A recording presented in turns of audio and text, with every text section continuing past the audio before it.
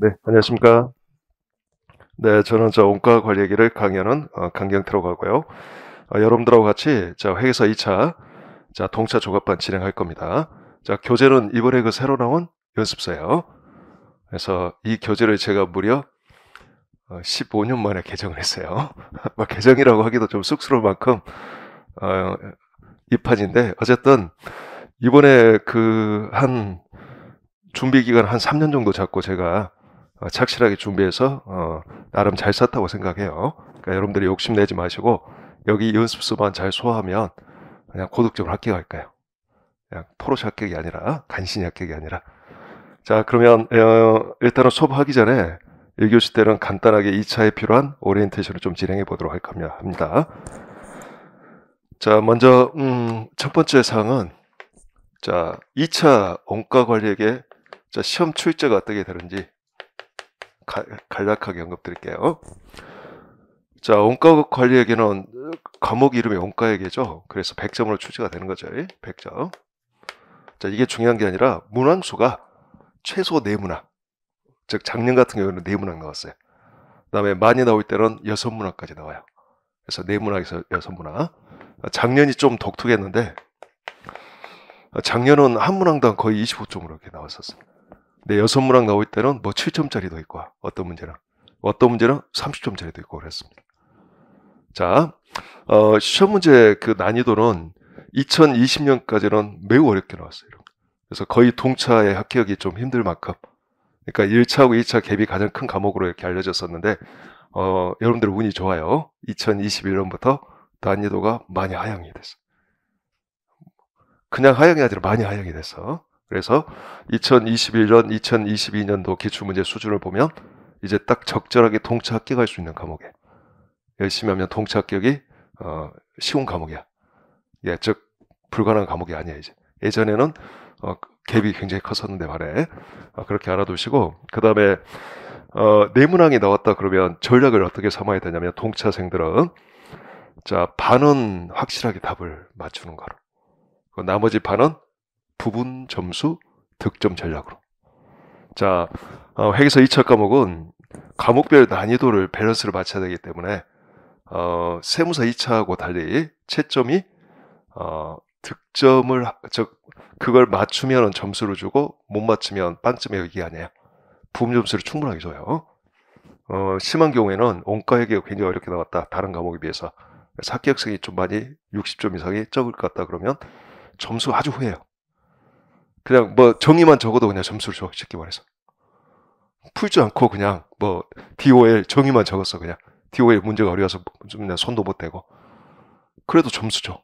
공란만 안 남겨두면 돼요. 비워놓으면 빵점. 점수를 주고 싶어도 근거가 없으니까 줄 수가 없어요. 네, 그냥 끄적끄적 해도 점수가 나가요. 그러니까 반은 확실하게 맞추고 반은 부분 점수를 획득하는 전략을 세워야 됩니다. 동차 때는. 물론 위에생들은 공부가 좀 돼 있기 때문에 충분하게 이렇게 득점을 할 수 있는 거라고 생각하지만, 무슨 말인지 아시겠죠? 이게 굉장히 좀 중요한 정보예요. 그 다음에 이제 두 번째는 출제 경향 약간 살펴보면, 원가회계 파트와 관리회계 파트가 있죠. 원가 관리가 약 4대6 정도 출제가 됐다고 보시면 되겠어요. 4대6.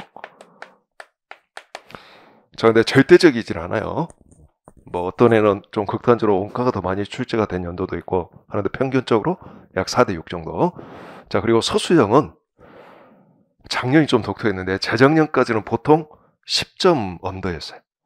그러니까 100점 만점에 10점 맥시멈, 그리고 10점이 좀 안 되는 정도. 근데 작년에 제가 보기에는 한 30점 나오고 그래요. 서술형이. 여러분들 얼토당토한 서술형 나왔어요. 작년에 예를 들어 뭐 부품 자가제조 외부 구입할 때 고려해야 될 질적 속성 같은 거 적어라. 아무거나 적으면 되죠. 그러니까 서술형이 진짜 너무 어이가 없는 서술형. 작년에 그렇게 나왔어요. 쉽게. 그러니까 작년에 그냥 점수 주려고 내는 것 같아요, 여러분들. 서술형은 무조건 어떻게 해야 돼요? 무조건 적어야 돼. 뭐 적을 거 없으면 할머니 이름이라도 적어야 돼. 뭐 예를 들어서 뭐 어쨌든 적어야 된다는 거예요, 서술형은. 그러니까 서술형은 여기 교재에 있는 이제 이론에 있는 거 한 번씩만 읽어보시고, 생각이 안 나면 그냥 대충이라도 적자. 그래서 소수형은 점수를 주려고 내는 거다. 이렇게 생각하시고 작년에 30점까지 나왔었다. 물론 올해도 30점까지 나올 것 같지는 않아요. 실은 작년에 좀 너무 외의적으로 많이 나온 거야. 보통 한 10점에서 많이 나오면 10점 좀 넘게 나올 수도 있어 보여 이제. 그래서 소수형이 좀 많이 나오고 그리고 1차 공부하고 2차 공부의 가장 큰 차이점이 1차 공부는 한 가지 주제에 대해서 문제를 물어보는 데 반해 2차는 한 문제가 한 5개 주제가 섞일 수도 있어요. 예를 들어 견화분과 배분, 그 다음에 단기 의사결정, 그리고 CVP 분석, 그 다음에 대체각 결정. 이렇게 한 가지 주제가 한 가지 문제 가지고 한 4가지 주제가 다 섞여서 나와버릴 수도 있어요. 종합 문제가 나올 수도 있어요. 뭐 보통 그런 문제는 좀 까다로워요. 무슨 말인지 알죠? 그래서 여러 가지 이렇게 문제가 좀 섞여서 나오는 경우도 있다. 그래서 우리 이번에 교재 보면 자 원가 관리기 연습서 1은 얕고 2는 두껍죠. 자 1은 원가 얘기고 2는 관리 얘기란 말이에요. 이게 약 4대 6이니까 페이지도 약 4대 6 정도 될까요 이게? 제가 대충 계산해보니까 38% 한 60, 한 2% 정도 되는 것 같아요. 페이지 수 기준으로. 뭐 관리기가 좀 더 두꺼운 이유가 종합문제가 뒤로 빠져 있어서 그래. 원가 얘기하고 관리 얘기가 섞여 있는 종합문제 있겠죠. 앞쪽에서 우리가 배울 수는 없죠. 그래서 그건 또 뒤쪽에 빠져 있어. 14장, 17장 이런 데로. 그러다 보니까 뒤쪽이 좀 더 두껍습니다. 참고로 이렇게 알아두시면 되겠고. 어쨌든 출제 경향은 소수형 비중이 좀 작년에 좀 올라갔다. 그리고 소수형은 점수를 주려고 하는 거니까 열심히 하고 종합 문제는 어려운 문제인데 종합 문제는 맞추려고 하지 말고 부분점수 전략으로 가시면 돼요. 무슨 말인지 알겠죠? 자, 그 다음에 이제 학습 방법. 뭐 이건 좀 어떻게 보면 좀 우스운 이야기죠. 사람마다 학습 방법은 다를 것이므로. 자, 그런데 이제 제가 생각은 자, 수업을 활용한 2차의 효과적인 방법이 제 생각을 전달해드리면 몇 가지만 좀 언급하는데 첫 번째는 복습이 중요할까요? 예습이 중요할까요? 요 2차 강의 들을 때? 아니야, 무조건 예습이 중요해. 예습이. 자, 예습이 중요해. 예습을 해갖고 오세요. 자, 이렇게 생각하시면 되겠어요. 내년까지를 목표로 한다 그러면 그 중요 문제 위주로 예습해갖고 오시고 자, 올해 꼭 합격을 목표로 한다 그러면 중요 문제를 당연히 풀어야 되겠고 중요하지 않은 문제도 나름 풀어갖고 오세요. 그래서 예습할 때 그냥 풀면 안 돼요, 여러분들. 표시하면서. 자, 어떻게 표시하냐. 이거는 이제 제가 공부했던 방법인데 저는 모든 과목을 문제 풀 때 다 표시를 했어요. 이론마저도 약간 표시를 해놓고. 그러니까 딱 이해가 된 거 있죠. 이해가 돼서 안 봐도 되는 것들. 저는 굿이라고 표시해놨어요. 그래서 이렇게 그래서 지지까지 나오면 그 다음부터는 학교할 때까지 안 봤던 것 같아. 항복 받아냈잖아. 굿. 요즘에 지지. 그러니까 더 이상 안 봤던 것 같아. 그리고 뭐 약간 애매한 거 있죠. 좀 전혀 모르지는 않겠는데 확실히 약간 100%는 아닌 것들. 뭐 한두 개가 좀 헷갈리기도 하고 뭔가 좀 더 한 번 더 봤으면 하는 것들. 뭐 미디움 뭐 예를 들어. 그래서 저는 이렇게 M이라고 표시했어. 등급이 한 중간 정도 된다라는 뜻이지. 그래서 M은 그 다음 풀면 또 M이거나 아니면 G거나 그래요. 근데 G가 됐다가 또 M이 되기도 하고. 그래서 뭐 GG, GG 이렇게 나오면 이제 그만뒀어요. 그래서 GG 나오면 어쨌든 그만뒀어. M이든 뭐든. 그리고 문제가 좀 되게 까다로운 게 있단 말이에요. 특히 2차 문제는. 그리고 이론도 좀 제가 확실치 않은 것들. 이런 것들은 저는 배드 이렇게 표시했단 말이에요. 그래서 B 이렇게 표시했어. 배드 이렇게. 그리고 배드는 국군까지 시간이 오래 걸려. 뭐 어떤 문제는 예를 들어서 어떤 문제는 2번 풀고 끝난 문제도 있어요. 합격할 때까지 전혀 안 본 문제가 있어. 그리고 나중에 이제 눈으로 한 번씩 훑어본 문제가 있고, 근데 배드로 출발한 것은 몇 번까지 풀었던 문제도 있던 것 같아. 그래서 배드로 출발해서 M이 됐다가 다시 또 B가 됐다가 그래서 언젠가는 굿굿이 되더라 이거지. 그때까지 계속 그 문제를 본다는 거지. 그래서 이렇게 공부를 해야지만이 예습할 때 여러분들이 뭘 해놓은 거냐면 지금 공부할 때 범위를 넓히면서 나중에 줄일 수 있는 작업을 해두는 거야. 줄일 수 있는 작업을. 그래서 공부는 어쨌든 이 다이아몬드 방식이 필요한 거죠. 시험 볼 때 딱 정리돼서 들어가야 된단 말이야. 근데 과목이 많고 양이 많기 때문에 평상시 미리미리 표시해두고 미리미리 나중에 뭘 봐야 되겠다 정해놓지 않으면 이걸 줄일 수가 없어요, 여러분들. 특히 2차는 이게 중요해. 자, 어느 정도 범위를 넓히면서 미리미리 작업을 해둬서 나중에 줄일 수 있도록. 시험 한 달 정도 남겨놓고 이제 그때부터 팍팍 줄여야 된단 말이지. 그때부터 이제 암기도 시작해야 되고, 그때까지 이해가 안 된 거 이제 어쩔 수 없이 애워 나가야 되는 거고, 물론 범위를 어느 정도 넓혀야 돼요. 자, 이래갖고 줄여봤자 의미 있어요, 없어요? 의미 없어, 이거. 왜냐면 시험은 여기서 나와, 여기서. 별로 의미 없어. 자, 이거 의미 있어요, 없어요? 취미가 공부야, 그냥. 뭐, 정리가 안 돼, 정리가. 알겠죠? 이것도 의미가 없어요. 이게 적절하게 넓혀서 팍 줄일 수 있도록 해야 돼. 그래서 시험 당일날 딱 정점에 서서 딱 들어갈 수 있도록. 느낌상으로, 알겠죠? 시험 보기 전날 각 과목별로 1시간에 1회독이 가능하도록. 특히 동차 때는. 특히 그 두 번째 날 보는 과목 있죠? 첫 번째 날 한 6시까지 완전히 그 정열을 쏟아서 공부하기 때문에, 아니, 공부가 아니라 시험을 보기 때문에, 시험 끝나고 나면 두 번째 날 공부를 못 해요, 실은. 두 번째 날 시험 공부를 대비를 하기가 쉽지가 않아, 이게. 이미 넋이 나가 있어. 이미 몸과 심신이 완전히 지쳐 있어. 저도 그랬어, 저도. 아주, 보통 그때 여름이잖아요. 6월 말이니까 덥죠. 저도 밥 먹고 나서 뭐 다음날 두 과목을 준비하려고 했는데 책이 눈에 들어오지가 않더라고. 너무 힘들어. 너무 막 힘들어.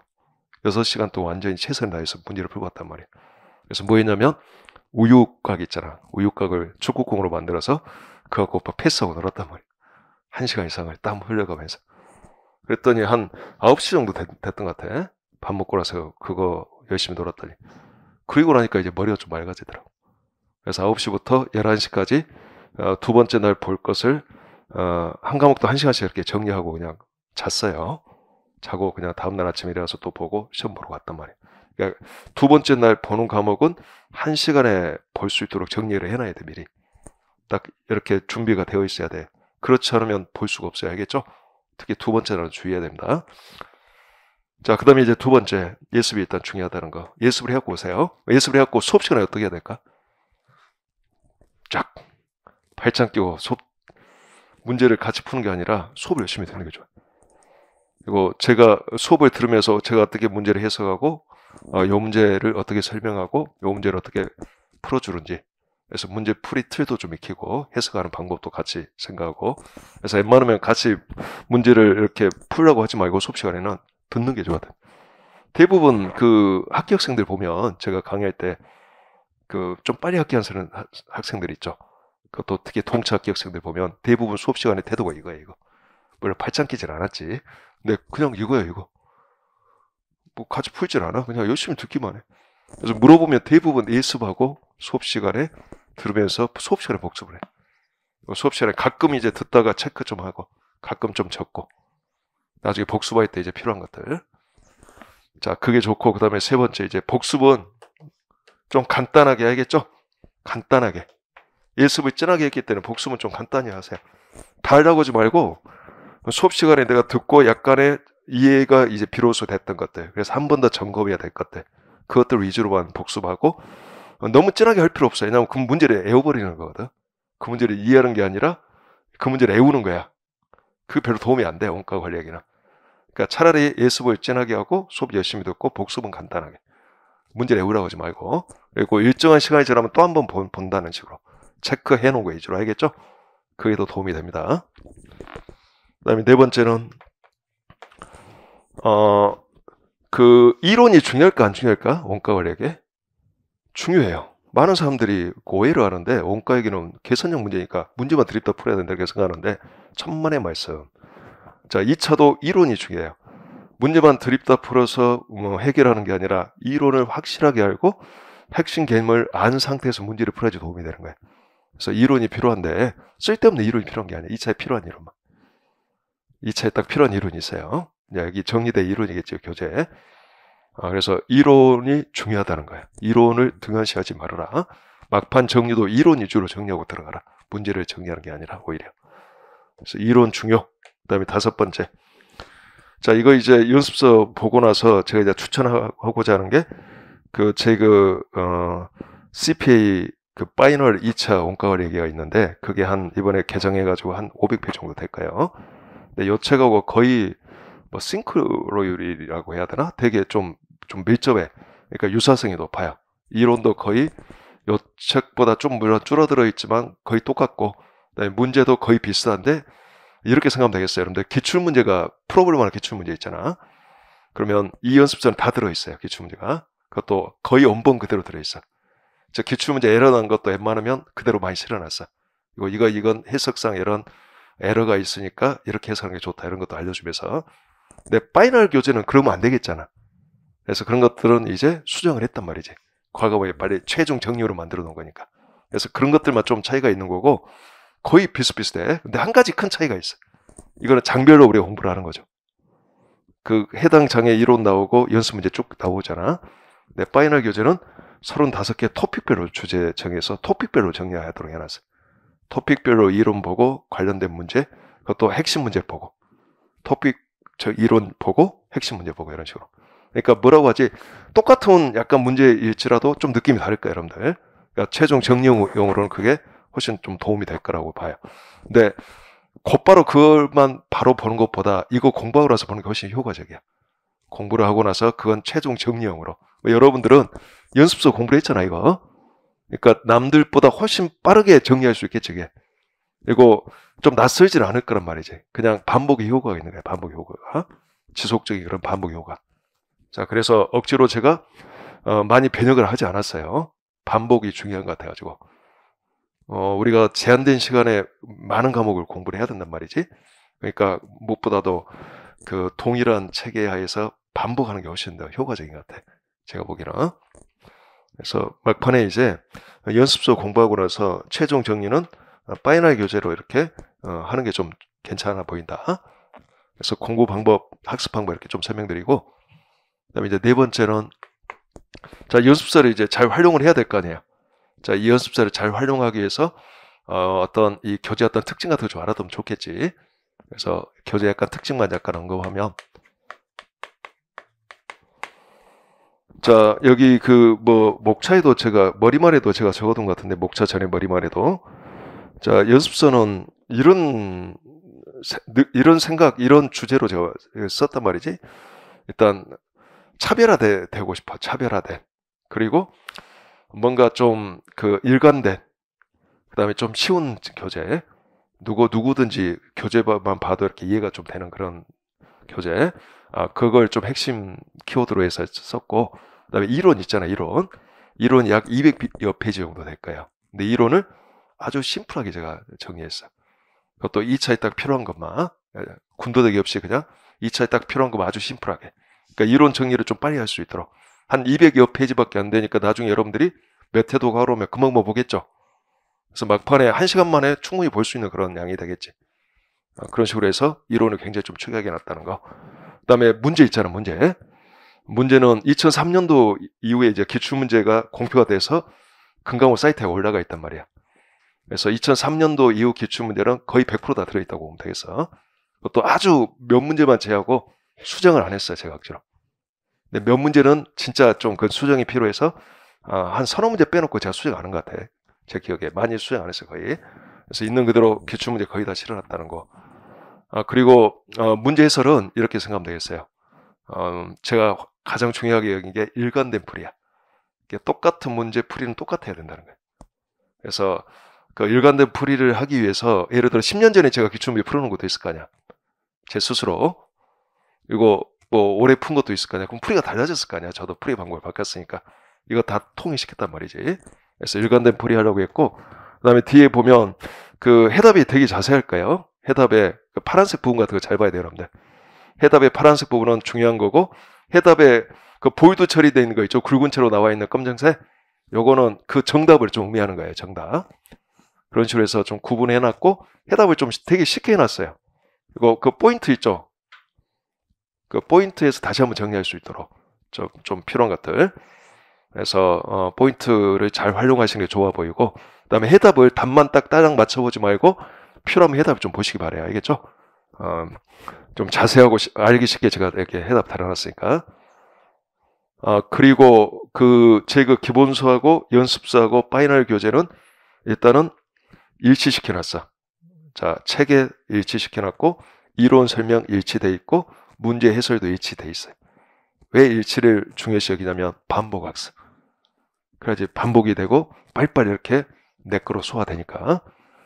쉽게 말해서 나중에 시험 한 2주 정도 남겨놓고는 문제를 풀어서는 안 돼요, 여러분들. 제 생각은. 근데 눈으로 계속 확인해야 돼.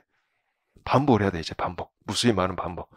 다음에 볼까 안 볼까 이렇게 가리면서 막 줄여 나가면서 눈으로 한 문제를 1시간 동안 한 문제 푸는 것보다 1시간에 한 100페이지 봐보는 게 더 효과적이야. 나 막판에는. 내가 풀어놨던 흔적들을 계속 눈으로 확인해야 돼. 뭔 말인지 알죠? 이거 지금은 이해를 해야 되지만 나중에는 암기도 필요해요. 시험 특히 한 2주 남겨놓고 미친 듯이 외워야 되는 거예요, 그때는. 이해 안 되면 무조건 외워야 돼, 그때는. 시험장에서 써먹을 수 있도록. 100% 이해한다는 거 불가능해요, 여러분들. 한 과목을 100% 이해하기 위해서는 제 경험상 5년 정도 공부해야 돼. 그 과목만. 제가 해보니까 그렇더라라는 거예요. 한 과목당 5년씩 해갖고 회계사 시험 합격할까요? 합격이 하겠지, 할아버지 돼서. 근데 의미 없죠? 그러니까 여러분들이 나중에 암기할 걸 줄이기 위해서 이해 또 원가하고 재무가 되는 이해 위주의 학습을 해야지 공부에 나중에 점수에 도움이 되니까 이해 위주의 학습을 평상시에 하지 마. 막판에 한 달에서 또는 2주 남겨놓고는 그때부터는 그게 아니야. 이제 시험장에서 써먹을 지식을 내 머릿속에 담고 들어가는 거야. 그러니까 그때는 막 미친 듯이 외우고 막 여러 번 막 눈으로 확인하고 내가 풀어놨던 흔적들, 표시해놨던 흔적들을 자꾸 보고 다음에 또 볼까 안 볼까 가려놓고 이런 식으로 계속 작업을 해야 됩니다. 아시겠죠? 그런 측면에서 이제 일관되게 좀 필요하단 말이야. 제 생각은. 그래서 기본서하고 연습서, 파이널 교재 다 일치시켜놨다는 거. 그 정도 하고, 그 다음에, 요 교재 이제 마지막 보면 중요 문제 있을 거예요, 중요 문제. 그 앞에 그 번호 다 부여해놨고, 문제마다 별표 쳐놓은 게 있어요. 앞에 목차에도 나와 있죠? 여기 목차에 보면 최근 5개년 기출문제 현황하고 중요 문제 장별로 표시돼 있죠? 자, 이거 감안해서 또 문제마다 별표돼 있어요, 여러분들. 그래서 중요 문제 120문제밖에 안 돼요. 약 반 정도 된다고 보시면 되겠어. 여기 수록되어 있는 문제 중에. 그래서 중요 문제는 무조건 예습해 갖고 오세요. 수업 시간에 중요 문제 위주로 풀 거니까. 물론 중요 문제 아닌 것도 터치는 가끔 하겠지만 대부분 중요 문제 위주로 다룰 거다. 자, 그 다음에 여기에 앞에는 제가 표시하지 않았지만 숨어있는 문제가 있어. 하이 레벨. 하이 레벨은 HIGH라고 표시되어 있어. 하이라고. 몇 문제나 될까? 하이 레벨은? 11문제, 11문제. 원가회계가 한 3문제고 관리회계 쪽이 한 8문제 정도 될 건데 하이 레벨 문제는 동차 때는 그냥 넘기서 해야겠죠? 별로 도움 안 되니까 그냥 넘기고 US만 보세요. US만. 그래서 11문제 정도 하이 레벨 문제가 숨어 있을 거다. 꽤 어렵습니다. 하이 레벨 문제는. 자, 대충 교재 설명했고 이제 마지막으로 이제 자, 제가 강조하는 거. 공부는 어느 과목이든지 숲을 그리고 나무를 심는다는 심정으로 공부하는 게 좋아요. 그래야지 효과적이야. 자, 원가 관리에게 숲을 한번 그려봅시다. 숲. 여기 숲이 바로 원가 관리에게 개간이에요. 자, 제가 생각하는 원가 관리에게 체계는 이러합니다. 이렇게 알아두면 되겠어요. 원가 관리에게 과목의 특징은 재무회계랑 달리 용어가 통일되어 있어요? 안 되어 있어요? 안 되어 있죠. 기준서 같은 게 있어요? 없어요? 없죠. 그러니까 말 그대로 정답이 없는 과목일 수도 있어. 가장 합리적인 답이 정답인 거예요. 그래서 2차 문제는 또 특히 그런 게 많아요. 어떻게 해석하느냐에 따라서 정답이 여러 개로 생각될 수도 있는 문제도 있는 거야. 자, 재무에게는 답이 있죠. 세법도 답이 있고 확실히. 왜? 기준서, 세법, 법정이 있기 때문에. 원가관리는 그렇지 않아. 재무관리하고 달리. 재무관리도 그러고 두 가지 과목은 정답이 없을 수도 있고 여러 가지 해석도 가능하고 용어도 매우 다양해요. 그리고 체계도 그러니까 다양해, 이게. 사람마다 다 다른 체계를 가지고 있겠지. 그래서, 제가 생각을 해 이제 이 체계를 알려드릴 거니까, 여러분도 어쨌든 저랑 같이 이 연습서를 공부할 거니까, 이 체계하에서 출발하면 되겠어. 그래서 이 체계가 숲이다라고 생각하고, 이 전체 숲을 그린 다음에, 하나하나씩 이렇게 나무를 심어 나간다는 심정으로, 그래야지 효과적이야. 내가 뭘 하고 있는지를 알아야지 써먹을 수 있는 거야, 시험장에서도. 무슨 말인지 이해가 됐나요? 그러니까 자, 개간을 잠깐만 좀 언급할게요. 자, 개간 어디에 나와 있냐면 목차의 맨 마지막에 나와 있죠? 여기 보면 개간 나와 있죠? 원가의 개간.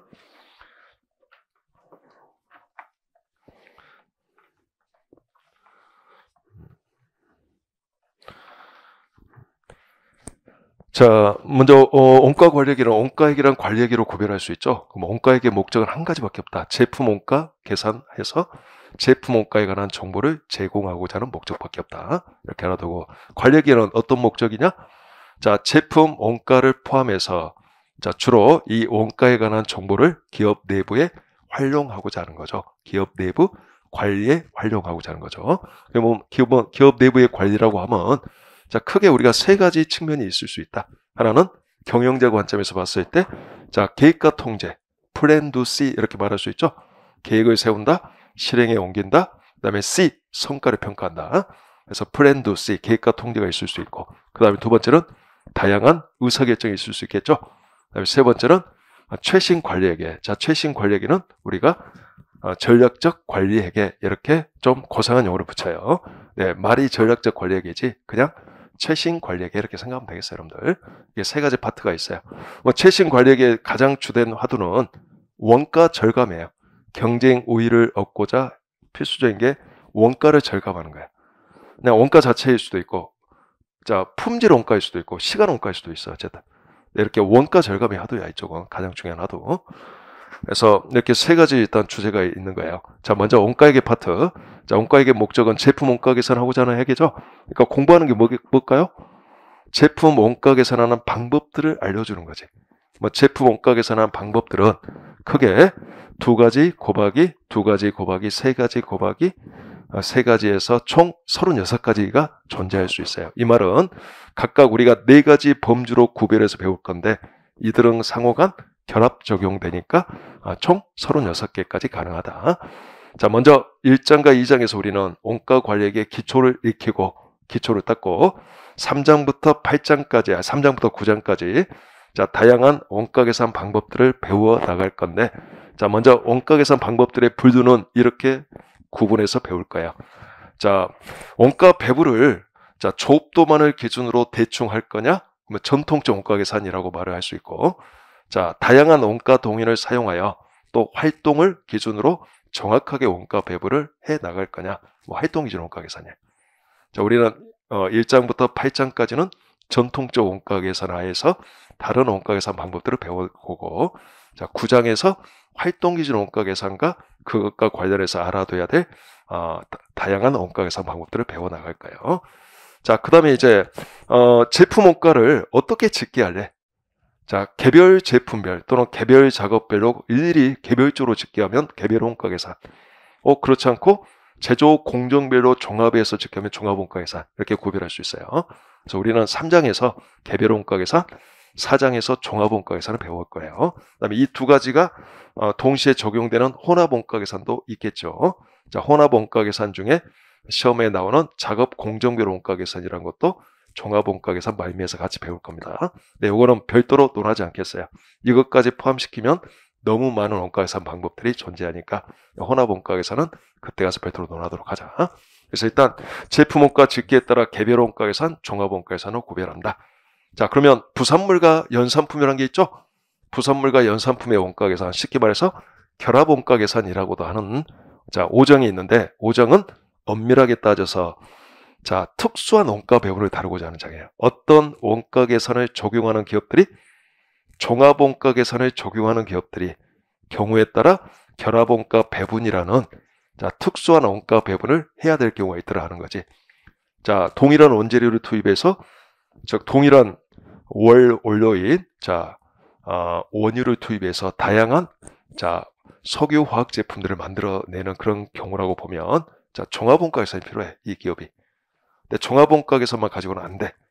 자, 이들의 이 연산품과 부산물의 공통 원가인 결합 원가 배분을 별도로 추가해서 또 배워야 돼요. 자, 그게 바로 5장이에요. 그러니까 이 5장은 별도의 원가 계산 방법이라기보다는 종합 원가 계산의 확장이다 이렇게 알아두면 되겠죠. 그래서 4장 다음에 바로 배웁니다. 자, 그 다음에 이제 제품 원가를 어떻게 측정할래? 사후적으로 실제 원가로 측정하는 방법도 있고, 자, 사전에 미리 정해놓은 정상 원가, 표준 원가로 측정할 수도 있죠.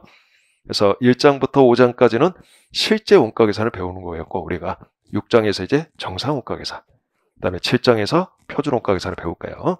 자, 이것들은 다 상호 결합 가능하지만 정상 원가 계산은 주로 개별 원가 계산과 관련해서 시험에 나오고, 자, 정상 개별 원가 계산 이렇게 나오고, 표준 원가 계산은 주로 종합 원가 계산과 결합해서 시험에 나와요. 그러니까 뭐가 중요하냐면 정상 개별 원가 계산, 그다음에 표준 종합 원가 계산. 특히 정상 개별 원가 계산도 가끔 큰 문제로 나와. 이게 뭐 나오면 이게 문제가 만만치가 않아, 여러분들. 그래서 여기 연습서에 실려 있는 것 정도로 완벽히 소화하고 있어야 돼. 꽤 난이도가 높아, 생각보다. 정상 개별 원가 계산이. 자, 그래서 6장에서 정상 원가 계산, 7장에서 표준 원가 계산을 배울 거예요. 자, 그다음에 이제 8장에서는 이제 제품 원가 구성을, 자, 어떤 원가 요소로 제품 원가를 구성할래? 요구에 따라. 자, 제조 원가 전부로 구성하면 전부 원가 계산이죠. 자, 변동 제조 원가만 제품 원가야? 그러면 변동 원가 계산. 직접 재료 원가만 제품 원가야? 그러면 초변동 원가 계산이죠. 그래서 제품 원가 구성에 따라 세 가지 방법론이 가능하고, 8장은 이제 종합장이에요. 자, 이제까지 배웠던 전통적 원가 계산에서 배웠던 모든 원가 계산 방법들을 다 결합해서 우리가 다루는 장이에요. 자, 특히 8장은 이렇게 알아둬야 돼요, 여러분들. 관리액이랑 많이 결합해서 나와요. 관리액, 즉 종합문제로 많이 등장한다는 거지, 8장의 테마들이. 그래서 관리액의 문제 중에 물음 한 2개, 3개는 8장의 문제일 수도 있는 거예요. 그래서 8장은 특히 관리액하고의 결합성이 매우 좋다, 이렇게 알아둬야 돼. 그러니까 중요하다, 이런 뜻이죠. 중요하다. 자, 여기까지 하고 있다면 9장에서 이제 활동기준 원가 계산을 배우겠지. 요즘에 활동기준 원가 계산에서 뜨고 있는 이제 주제가 있어요. 예전하고 좀 출제 기간이 좀 바뀌었단 말이지. 그래서 그건 이제 그때 가서 언급하고, 뭐 중요한 장이 뭘까요, 여러분들? 중요한 장은 앞에 중요 문제 리스트를 보면 중요 문제 리스트가 많은 장이 보이죠? 보여요, 안 보여요? 4장, 5장, 7장, 8장 이렇게 보이죠? 특히 중요한 장이 80장이란 말이에요. 4, 5, 7, 8. 4, 5, 7, 8. 80장이 중요한 장이 되겠지. 자, 근데 시험이란 쉽게 말해서 예측할 수 없는 거야. 꼭 중요하다, 중요하지 않다. 이 구분이 저는 그렇게까지 중요한 것 같지는 않아. 각 장별로 나올 만한 것들은 다 어느 정도 준비가 되어 있어야 돼. 어디서 나올지를 모르기 때문에. 중요하지 않다라고 했는데 올해는 출제될 수 있단 말이에요. 당연한 이야기지. 그리고 교수님들은 가급적 새로운 걸 좀 내고자 해. 올해 그 1차 시험 문제가 좀 그러하지 않았어요? 올해 1차 시험 문제가 약간 그 한 2-3문제 정도가 이제까지 출제 안 되는 형태. 한 문제네, 정확히 말하면. 제 관점에서는 한 문제 빼놓고는 기출문제하고 거의 유사했는데, 한 문제만 좀 재밌는 문제가 나왔어요. 그 전부원가 계산 문제 있었죠. 그 변동원가 계산이나 영업이익도 주어지고 초변동원가 계산이나 영업이익 주어지는 8장 문제 있었죠. 그 문제 형태는 아직 한 번도 안 나왔어. 이제까지. 올해 처음으로 개발된 문제 형태인데 그 문제가 어려웠어. 그리고 나머지 문제는 뭐 객관식 문제 보면 다 그냥 풀 수 있는 문제였어, 실은. 근데 뭐라고 하지? 작년에 비해서는 좀 쉽지는 않았어. 작년보다는 좀 더 난이도 올라간 것 같아, 올해. 그래서 작년에 예를 들어 8개 정도 쉽게 맞췄다 그러면 올해는 제가 보기에 한 6, 7개야. 6, 7개 정도 쉽게. 근데 그 정도로 맞출 수 있었어야 되는 거지. 주어진 시간 내에. 한 8개 이상 맞추면 원가 관리학의 실력이 꽤 있는 거고, 한 6, 7개면 합격할 수준이고, 5개 하면 좀 해야 돼. 많이 해야 돼, 아직. 가야 할 길이 좀 멀어. 이렇게 생각하면 되겠어요. 자, 원가액에 대충 숲이 그려지나요? 그래서 우리는 그 1장에서 이제 원가 관리액의 뭐 원가의 분류, 그 다음에 원가의 흐름 이런 거 배우고, 2장에서는 원가 배분 배우고, 이제 3장에서 개별 원가 계산, 4장에서 종합 원가 계산, 5장에서 연산품과 부산물의 원가 계산, 6장에서 정상, 7장에서 표준, 8장에서 전부 변동, 초변동, 9장에서 활동기준 원가 계산을 배울 거예요. 이렇게 쭉 배우다가 이제 끝나겠지. 뭐 어떻게 이렇게 말할 수 있죠. 36가지 원가 계산 방법을 다 배운 거와 똑같은 거지. 물론 시험 문제가 36가지 결합이 다 나오는 건 아니에요. 자, 잘 나오는 거니까 잘 안 나오는 게 있겠지. 근데 그거는 이제 문제를 통해서 우리가 알아나갈 겁니다. 특히 중요한 장은 4, 5, 7, 8 이렇게 말할 수 있어. 자, 이제 관리계로 넘어갑시다. 그럼 관리계는 대부분 계획을 세운다, 의사결정한다. 과거에 대한 과거에 대한 뭔가 회고예요? 아니면 미래에 대한 대비예요? 미래에 대한 어떤 계획 대비잖아. 그러니까 뭐가 필요해? 미래 원가가 필요하잖아. 근데 제품 원가 계산 정보는 대부분 과거 정보잖아. 과거 제품 생산에 대한 정보고, 이런 정보이기 때문에 그대로 이용할 수는 없죠. 그러니까 자, 뭐가 필요하다? 과거 원가를 미래 원가로 바꾸어서 미래 원가를 추정하는 작업이 필요하겠지. 자, 그러니까 관리액에 넘어갈 때, 원가에서 관리액에 넘어갈 때 원가 추정이라는 걸 다루는 거예요. 원가 추정은 자, 고저점법 알아둬야 되겠지, 당연히. 자, 선형의 원가 함수를 추적하는 방법은 2차 때 고저점법. 그 다음에 학습곡선 알아둬야 되겠죠? 유일한 곡선의 원가 함수를 갖는, 자, 학습곡선. 특히 학습곡선은 가끔 큰 문제로 한 번씩 나와요, 2차 때. 좀 공부를 해둬야 돼, 이거. 그래서 원가 추정부터 공부를 할 거예요, 10장에서. 그 다음에 이제, 먼저 세 가지 주제 중에, 관리학의 주제 중에 계획과 통제부터 배울 거예요. 자, 플랜도 쓰이죠. 플랜과 관련해서는 두 가지 주제를 다룰 거예요. 하나는 단기적 관점에서 기업의 영업활동을 대상으로 주로, 자, 단기 이익 계획 수립에 이용하는, 자, CVP 분석. 그래서 CVP 분석 기법은 단기 이익 계획 수립과 관련된, 정형화된 어떤 도구를 만들어둔 개념이다. 당연히 중요하겠지. 그리고 이 CVP 분석은 전통적 관리에게, 여기서 말하는 전통적 관리에게는 계획과 통제, 의사결정까지를 말해요. 자, 전략적 관리에게 전까지를 말해. 이 전통적 관리에게 기초를 또 이루고 있어요. 그러니까 CVP 분석 중에 당연히 자, 단기 이익 계획 수립 또는 전통적 관리에게 기초. 자, CVP 분석을 먼저 배워요. 자, 11장에서. 그 다음에 12장에서는 이제 기업 전체를 대상으로 계획을 수립하는 종합예산. 자, 이거 은근히 까다로워, 나오면. 자, 예를 들어, 제공품 재고도 있고, 그러면 은근히 이게 좀 까다로워. 또, 최근에 또 어렵게 나온 적도 한 번 있고, 그래서 종합원가 예산 문제도, 많이 풀 필요는 없지만 정확히 몇 개를 알아둬야 돼. 문제가 좀 난이도가 있다, 이것도 생각보다. 자, 여러분들 어쨌든 1차하고 2차하고 난이도 차이가 확 난다. 이 원가 관리에게는. 여기 기출문제가 다 수록되어 있으니까 과거에 어려운 기출문제 다 들어있단 말이죠. 쉬운 것만 있는 게 아니라. 그러니까 약간 예습할 때 어쨌든 이 B가 많이 뜰 수 있어요. 뭐 B 뭐 이렇게 될 수도 있어. 가끔 뭐 굿지 되면 되게 기분 좋겠지. 근데 다 어려운 문제만 있지는 않아. 되게 쉬운 문제도 실어놓고 억지로 그렇게 골고루 해놨으니까. 자, 그래서 어쨌든 계획에서 플랜과 관련해서 우리 11장, 12장에서 배울 거예요. 자, CVP 분석, 종합예산. 그 다음에 2는 그냥 없어요. 이론. 열심히 하면 되겠지. 자, C는 성과평가죠. 그래서 여기서 배우는 성과평가는 전통적 성과평가를 말해. 자, 전통적 성과평가는 책임회계 제도에 의한, 자, 재무적 측정 치마를 이용하는 성과평가 내용이 되겠고, 자, 우리가 원가 중심점, 수익, 이익 중심점, 투자 중심점으로 구분해서 재무적 측정치를 활용하는 성과평가 내용들, 자, 그거 배웁니다. 그래서 자, 13장에서 책임회계와 성과평가 이렇게 다룰 거예요. 이거 어려울까 쉬울까 이거? 쉬워 이건. 책임회계와 성과평가는 이렇게 생각하면 되겠어요. 자, 큰 주제로 그 13장 하나의 주제로 나올 확률이 별로 높지 않아 이게. 나오면 땡큐야. 나오면 별로 어렵지 않기 때문에. 이건 주로 어떻게 나오냐면 종합 문제로 다른 거 물어보면서 몇 가지 물음으로 들어가는 거지. 물음 한두 개 또는 두세 개랑 이렇게 관련해서 나오는 거지. 요거는 몇 가지만 잘 정리해두면 은근히 이게 쉬워, 이게 생각보다. 출제 비중은 당연히 높아, 이게. 물음별로 이렇게 나온다는 거지, 물음별로. 그러니까 종합 문제라기보다 13장 전체라기보다. 예를 들어 배합체 수율 차이. 뭐 쉽게 풀 수 있잖아요, 여러분들. 그렇죠? 뭐 재원금이 있건 없건 다 풀 수 있는 거잖아. 그다음에 투자 중시점, 뭐 경제 부가치 뭐 계산할 수 있잖아. 우리 재무관리까지 공부했는데. 원가 관리 얘기 뭐 경제 부가치 뭐 어렵지 않잖아 이거. 더 어려울 수 있어. 재무관리보다 약간 또 달라 관점이.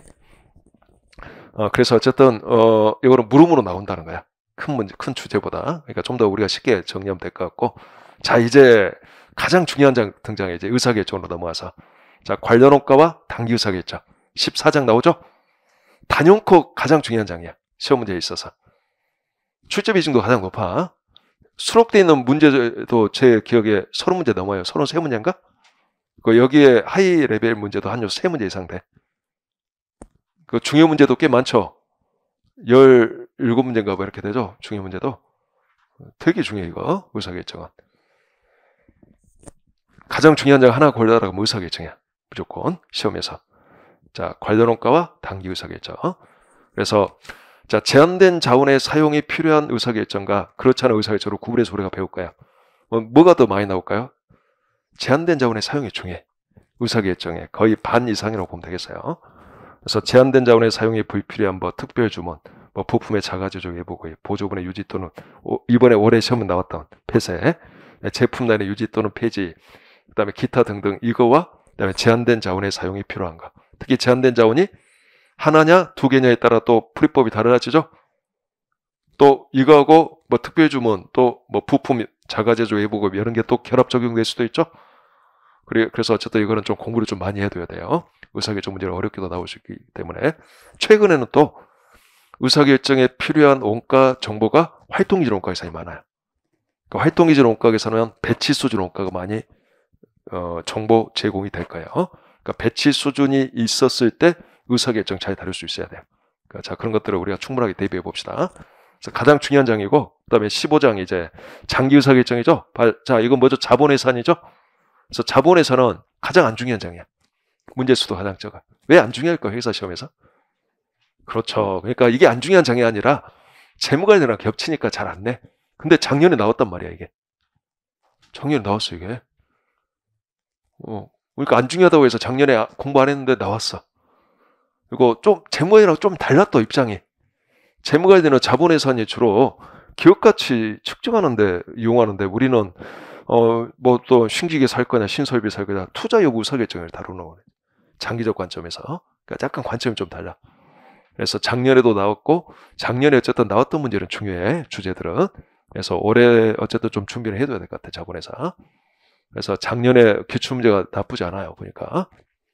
작년에 문제가 어떻게 나왔냐면 그 단기 의사결정에서 다루는 원소 문제가 있어요. 그 원소 문제를 기반으로 해서 물음 1번, 2번은 그 원소 문제와 관련된 문제였고 그다음에 물음 3, 4번에서 추가 자료 중에서 자본회사를 물어본 문제.